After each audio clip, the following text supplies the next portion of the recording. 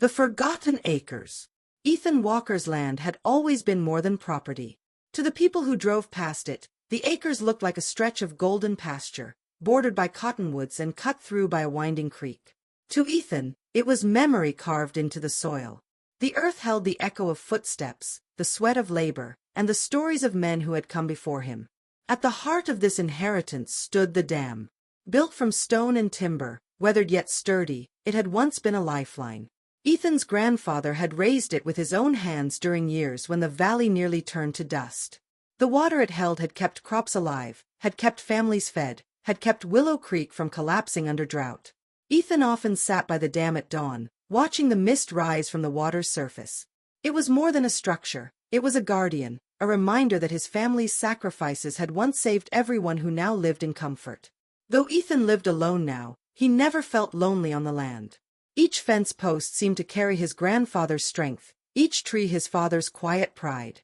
He believed nothing could take this legacy from him. He was wrong. The unexpected survey. It began quietly, almost without notice. One autumn morning, as the wind carried the scent of dry leaves across the fields, Ethan saw bright flags fluttering on the horizon. Curious, he walked toward them and found strangers pacing the soil, hammering stakes, and unrolling measuring tape. Their vests were fluorescent against the muted land, their movements efficient and detached. Ethan felt a chill as he realized they were not repairing roads or clearing brush. They were marking boundaries, his boundaries. His soil was being divided into sections as though it no longer belonged to him. What unsettled him most was the casualness with which they worked, as though his acres were already lost. He demanded answers, but the men pointed to official documents stamped with the seal of Willow Creek's Homeowners Association. Ethan's name was nowhere. The papers declared the land community development property. In that moment, disbelief pressed against him heavier than anger.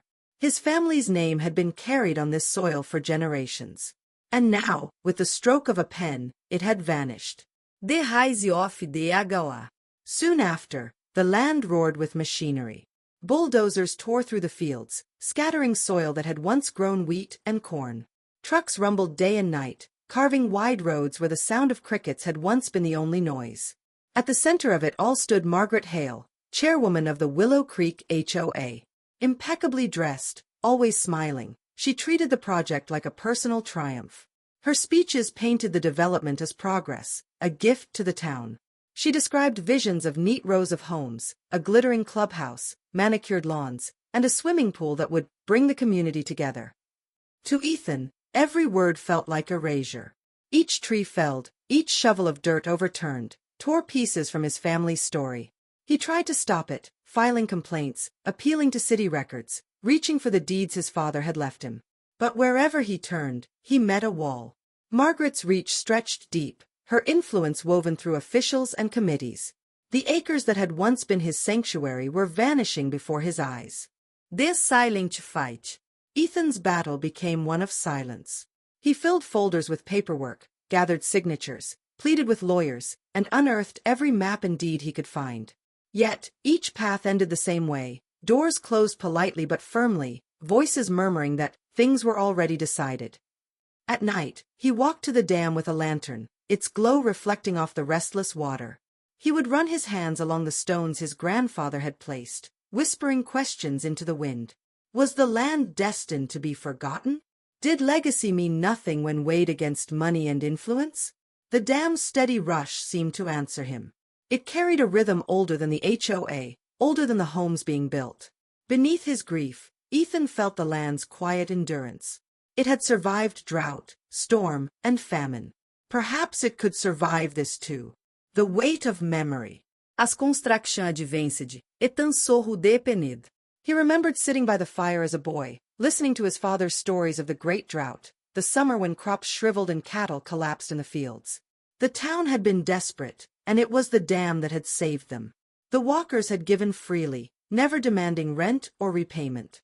They had believed that land was meant to sustain all, not just enrich the few. Now, Ethan watched manicured driveways rise where wheat once swayed. Fresh paint gleamed where cattle once grazed.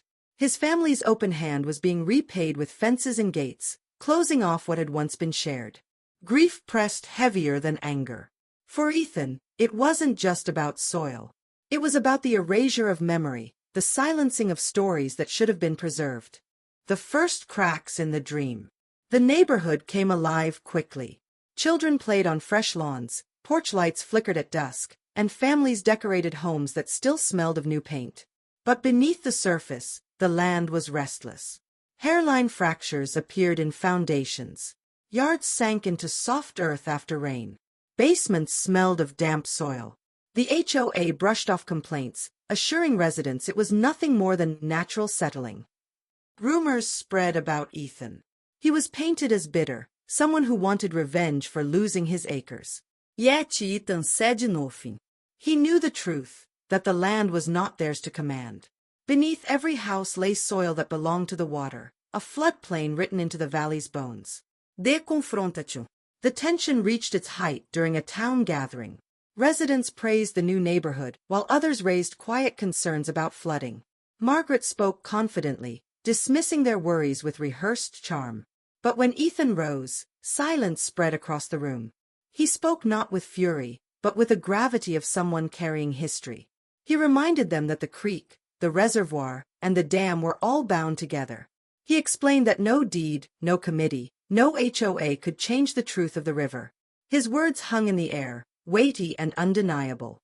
Though Margaret tried to smile, the unease in the room was palpable. For the first time, the people sensed that perhaps Ethan was not bitter, perhaps he was right. De gathering stormy. The rains began in earnest. It fell in steady sheets, soaking the soil, filling the creek, and darkening the skies day after day. The reservoir behind the dam swelled with each passing night, the water straining against its gates. In the neighborhood, lawns turned to marsh, basements flooded, and streets filled with water. Through it all, Ethan returned to the dam. He carried his lantern through the storm, standing watch like a sentinel. The sound of rushing water filled his chest, echoing with the heartbeat of generations. He did not wish for destruction, but for understanding. The land was speaking, louder with every drop of rain. The opening of the dam. One morning, as dawn broke behind a curtain of thunder, Ethan stood at the dam's great wheel. The storm's fury raged around him, lightning carving the sky, rain lashing against his skin. The reservoir pressed heavily against the gates, demanding release. With steady hands, Ethan turned the wheel. The creak of wood and groan of iron filled the air. Slowly, the gates parted, and water thundered through, surging into the valley. It was not vengeance. It was the river reclaiming its path, a reminder of nature's unyielding truth. The flood swept through streets and driveways, unraveling what had been built with arrogance. Ethan watched, not as a destroyer, but as a witness to restoration. The legacy restored. When the storm ended and the waters withdrew, the neighborhood lay scarred. Streets buckled, lawns washed away, and houses stood stained with mud. What had been hailed as progress now looked fragile, broken against the force of the land. The truth could no longer be ignored. The soil belonged to the river, not to paper claims. Margaret resigned, her influence undone, the HOA dismantled by shame and lawsuits. Ethan remained. He walked the acres, listening to the renewed song of the creek, the steady pulse of the dam. The land had been scarred but not lost. His family's legacy endured in every stone, every drop of water, every whispered story carried on the wind. Some things could be stolen on paper, but never in truth. The land was his. The river was eternal. And the legacy would flow on, unbroken.